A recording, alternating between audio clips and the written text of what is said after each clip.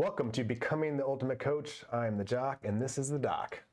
And with our combined experience in psychology and fitness, we're here to help you become the ultimate coach.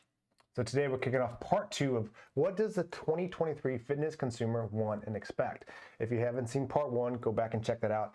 But today we're talking about community. So Dr. J, when you went over this report and we talked about community, like what all does that encompass? Yeah, well, so a little bit of context if you haven't looked at part 1 yet. There was a wellness index report, cannot talk today, a wellness index report from MindBody. Nailed it. Thank you.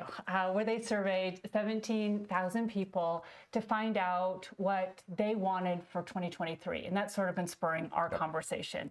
And so in this, when they talked about community, they were really referencing that third place. And the third place is a term coined by a sociologist whose name I can't pronounce today. So we're just going to move on with that. You can Wikipedia it.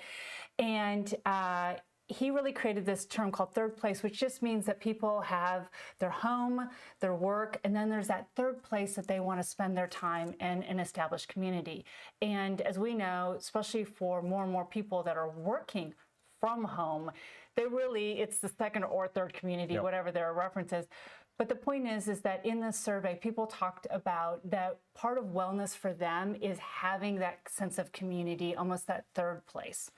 Yeah, and I like to think of this as, like, I first heard this term as more of a Starbucks term. Like, Starbucks made this very popular in the sense of, like, they wanted to create a third place. And so it's kind of think of, like, where's a place where they feel comfortable, where they can hang out, where they can kind of know different people. And so this is a term I've heard really used in our facility layout for the last few years. Because, like, when we moved to our new location, as you know it, because you helped lay this out, and kind of when we were shut down for COVID, we made sure it was super important that we had an area where people could hang out. They could get a good espresso. They could talk to whoever was working the front desk. They could sit there with other clients either before or after the workout, so we can create that environment. And so that's what we're really going to dive in today, of like looking at this of like, okay, if you're a facility owner or you own whatever you're doing training wise, what does that look like for you for creating community?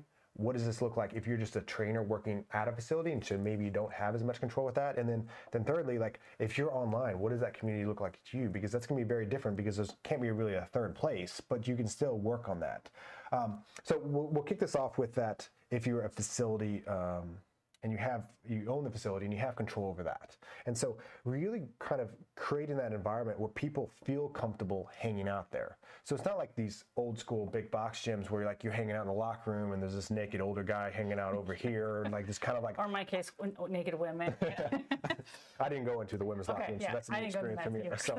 So it's like this kind of old school like thinking of like, I want to get in and out as quickly as I can, because like I don't really enjoy this, and like those big box gyms aren't really set up because they don't want a lot of people hanging out there. They want people in and out. But if you're doing more of this concierge, if you're doing more of a small group or high-end one-on-one personal training, like this needs to be a main focus. So as you're thinking about this for as gym owners are thinking about this for their facility, what are some main points that you think they really nail?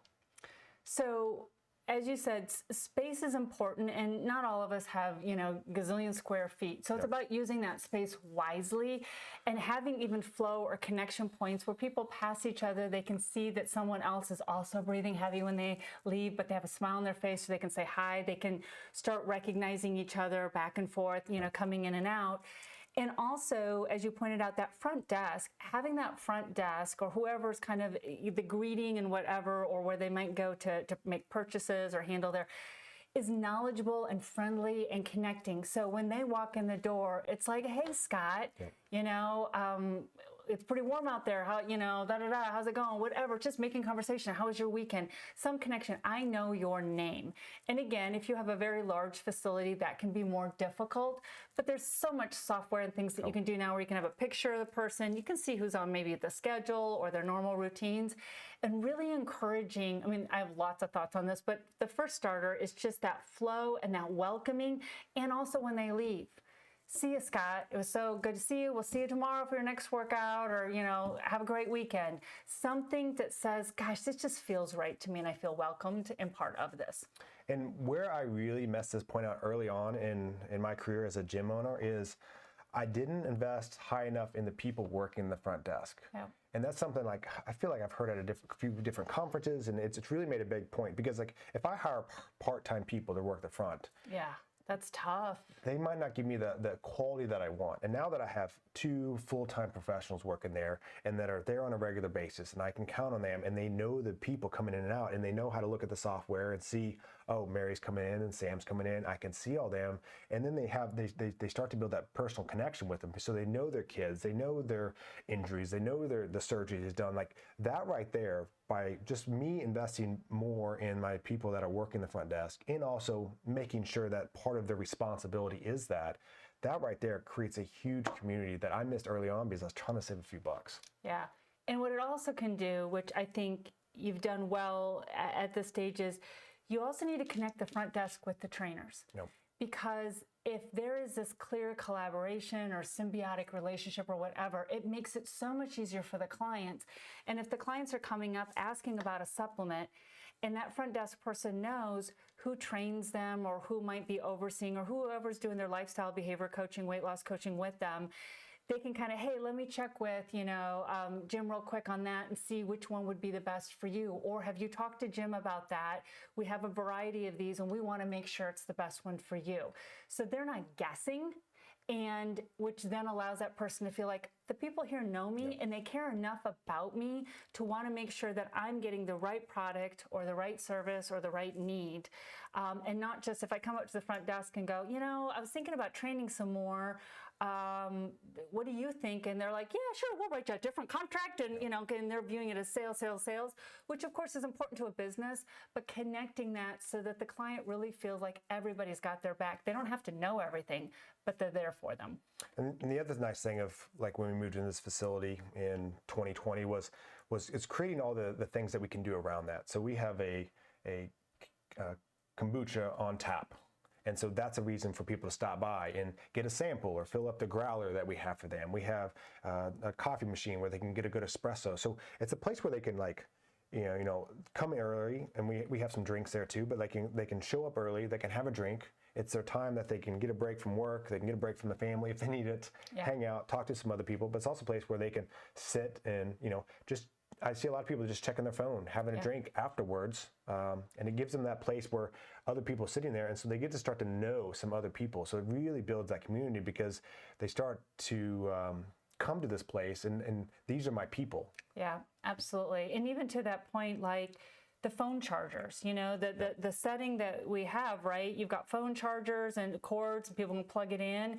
And sure, some people might accidentally take them with them once a blue moon, whatever. They're not that expensive. And it's such a good value for if they feel like, or shoot, my phone's dead, or this, I can just stick it here. I can go work out. It's safe. There's somebody. It's just that sense of you're accommodating me and you're making my journey feel good. If you're providing towels, what do those towels look like? Are you keeping up on that? Is somebody walking through the whatever locker room facilities or things like that? And just feeling like, again, you're not asking people to loiter, but you're asking them to really enjoy it like a lot of people do when they go to coffee shops and sit and just experience that and connect with people. Well, I know when we first got our espresso machine too, like we were charging people for the coffees, but now like we don't. Like the coffee beans are not that expensive. We already paid for the machine. Like could we make a few more bucks off that? Yeah, but to me that's thinking very short term. Exactly. Instead of like having this higher end experience when people come in where they know like, hey, John's coming in, like, here's your espresso because I know you like it this way kind of deal. Of really spending the time and energy for that, I think it's a great long-term investment. So if you have the control over your environment in this facility, make sure it's a comfortable spot, not just a corner in the gym where people can kind of do stretching, which we have that too, but it's also like a place where people know that they can be comfortable, they can hang out with other people. There's things that they can have drinks there, and they can really kind of get to know the other people in that facility. And it doesn't have to be really expensive because trust me, this one will not let me spend a whole lot of extra money on some of the trappings of the space. So you can do it economically and very efficiently and still create that feel. So I just wanted to stress that because I think sometimes people are just like, oh my gosh, I can't spend another several $1,000s on awesome seating and all these things. You can do it on the inexpensive and still really make it effective. Yeah, absolutely. Great point. So moving on. So if you're the trainer working at the facility and you don't have as much control over like rearranging, putting up decorations, putting in an espresso. Like, what's your main take on like what can this trainer do? Yeah, I think a couple that they can reinforce that we've already talked about would be things like, hey, don't forget we have kombucha, bring your growler and get a refill, swing by anytime. The front desk will be happy to help with you. The more contact that people have with the space, the more they feel comfortable. So you can just encourage that. Or if you do sell sups or anything like that, or smoothies or something, it's like, hey, on your busy day, I know you're trying to like not go out to eat as much for lunch. Why don't you swing by and grab a smoothie for lunch, say hi to everybody and whatever.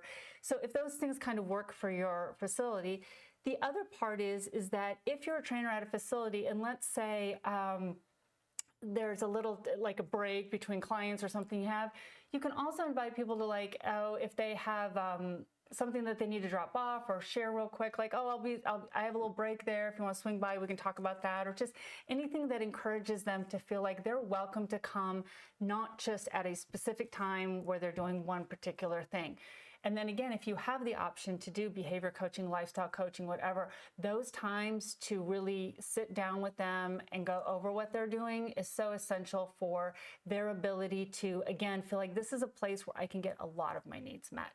Yeah, the big things I'm going to look at here as the coach is like, the simplest thing is like, when I have a client come in and I have a client that I'm done with, like, can I introduce those two? Yeah. And as that client goes out, another one comes in. So I'm constantly doing that throughout the day. So they get to meet someone, because it's amazing. Like, you might see this person in the gym and we get to connect and we get to talk. And now we've built that bond there just because we've done that introduction. So that's just the simplest thing that's not going to take any extra time or energy that we can do that. The other thing is, I would encourage you to occasionally have some group stuff.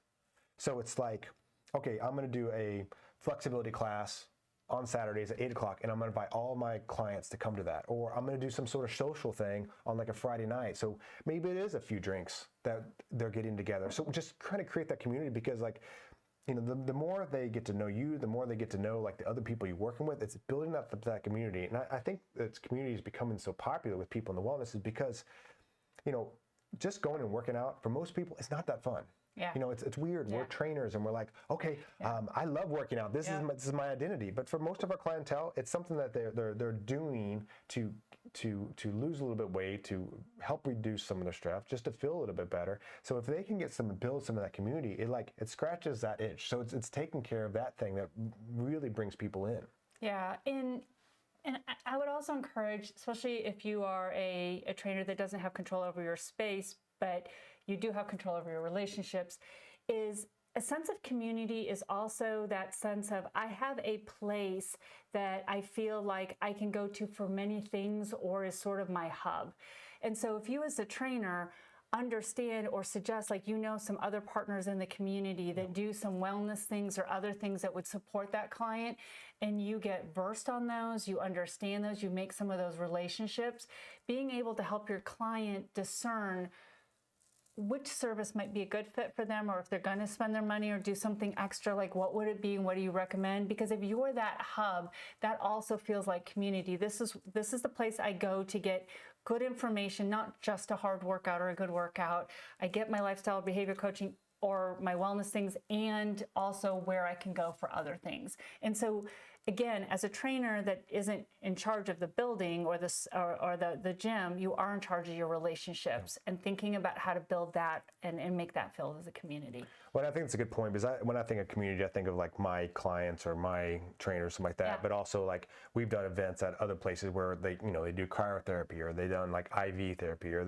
all these different things, and that community kind of helps spreads out. So we can be what we like to talk about is this like overall fitness guide. Exactly. And so if we have a strong community of other health and fitness providers, we're the ones that are referring our clients there. And if we've already done some stuff there at the facility, like, they're more comfortable with that, and it just makes a better all over experience. So I think that's super important to point out.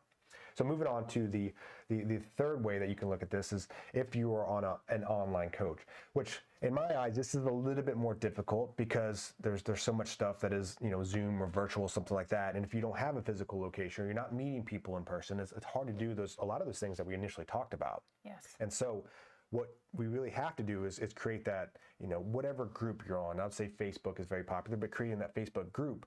But the problem is, I'm sure many of you are like me. It's like every day someone's inviting me to their Facebook group. So how do you provide value in that community? And so I want your take on this of like, what's a way that I can stand out with to create community in my group of people that I'm working with? Yeah. And I think that for me, one of the things that I always talk to people about is if you're going to be an online coach, and that is, make sure that you're not doing it just for convenience, meaning like, oh, so I can try out whatever. Make sure that you also enjoy that process somewhat and are engaged. And again, if you do it just for convenience, that's your choice. But if we're talking about adding and being current, is you have to engage online. It can't just be pushing out the workouts here or this. It is, I'm engaged with this group. So if I'm gonna have a group, which is what you're gonna need to do when you're virtual, is a couple of things need to happen. And the main one is I have to be engaged. I have to be putting out content. And it doesn't have to be formal writing or blogs or whatever, but just a tip of the day or things like that. But if people ask questions, you're either on there answering it, or you're like, hey, Ann, that's a great question. And I know Mary has really worked on that over time and has some great insights on that. And again, assuming that Mary and everybody knows, like you might kind of tag them and say, hey, do you have anything, especially if you know that Mary's going to be highly responsive. I wouldn't tag somebody that doesn't tend to be, right? Sure. But making sure that people truly feel it as a community. And I've been on a couple of Facebook groups that are amazing that way. And they're highly individualized to your question. They don't just stamp out the same answer to everybody's question. They adjust the answer a little bit. They make people feel like, but they also connect and they encourage other people on the group to support and encourage. And that allows them to create new relationships and friendships too, because people live all over the place and some areas are really remote. And then sometimes in the winter, it can be really isolating. So there's so much value in that. So that would be my number one thing. Okay, I'm gonna go off a bit off topic here. What, you? Hopefully it has a point. Yeah, me too. So I'm hoping. Do you think I would be a good online only coach? I think it would be, I think when you put your mind to something, you'll work really hard at it for a while, but I don't think it's your natural tendency. I think you would not feel the energy back and you would not enjoy it as much. So I think that, I won't say whether you're going to be good or bad at it. I don't think it's a great fit for you long term. Yeah, and that was kind of my point there, and I figured that's what you were going to say. You said it very softly. I would have just said no. Yeah. But it's because of, one thing that Dr. J does a lot of, and we do with all our staff, it's this profile evaluation. And so we do disc profiling. She can break it down much better than I can. I'll give you the trainer version. And I'm a high I, which I like that interaction with people. And since, knowing that and her kind of educating me on this, like just doing it online, I don't get that as much. And so that's why I like doing, although I do have some online clients, the majority of it is in person because that feeds me. So I think it's just super important as we talk about this, because saying you're an online coach sounds sexy. I'm like, I can live in Bali and I can make this good money and I can do this stuff and I can make thousands of dollars and work on my computer on the beach kind of deal. But like, I'm curious on your take on this of like, how do people kind of understand like if that's going to be a good fit for them? Yeah, and if you're super comfortable like on email and typing your thoughts out and sharing them, and you don't mind spending a decent amount of time in that written language, and that's fine for you, then it might be a good fit as long as it doesn't wear you out to interact with people. And there's some tips and tricks, right? Like you can bulk do your work. So you do a couple hours in the morning, take a little bit of break from it, and then do again, and then do again. And there's some tricks around that. But in general, if the reason you're being an online coach is because you want to be moving around and doing all these things and you're a kinesthetic person and all these things, you got to know that you should be spending a decent amount of time on that computer because you're interacting and engaging. And so how much of that do I need? And then also what fuels me? Because you can be okay with the written language and not mind it. But to your point, do you feed off of people's energy? Do people fill your bucket or do they drain it? And I always talk about this, right? Like people can drain you and you can still really like people. Yep. You just have to kind of figure out that routine.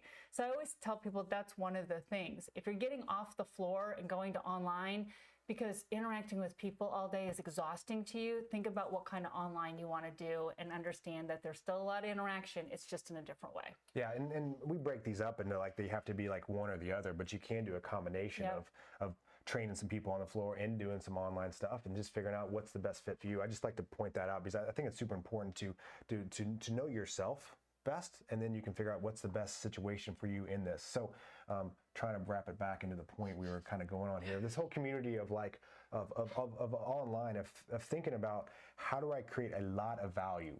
So that's going to be like a daily on there. That's going to be bringing on, and you were talking about this earlier when we discussed it, like even other people to come in there and talk about different topics. So like if I had a group of working professionals that were struggling to lose weight, like I would bring Dr. J in and talk about the behavior science of different things, or I'd bring someone else that just, you know, that wasn't really my expertise. I'm breaking down different areas so they can bring a lot of value. So they're regularly going to that and they're interacting, and then people will get to know each other by the interaction on there. And it's always funny with the online stuff. There'll be a lot of people that you've never seen them like anything or comment on anything or do anything, and then you see them out in public like, oh, I love your post on there, which is always funny to see because we see that with some of the posts that we do. So there's always those kind of I was gonna say creepers, but it's more like sleepers back there, kind of more like paying attention to that kind of do there. So when you're taking into account this, like, you know, this 2023 fitness consumer and what they want and expect, like community has to be a part of that. So I know I was big on this. I know a lot of guys in the industry, they're big on like continuing education of like, okay,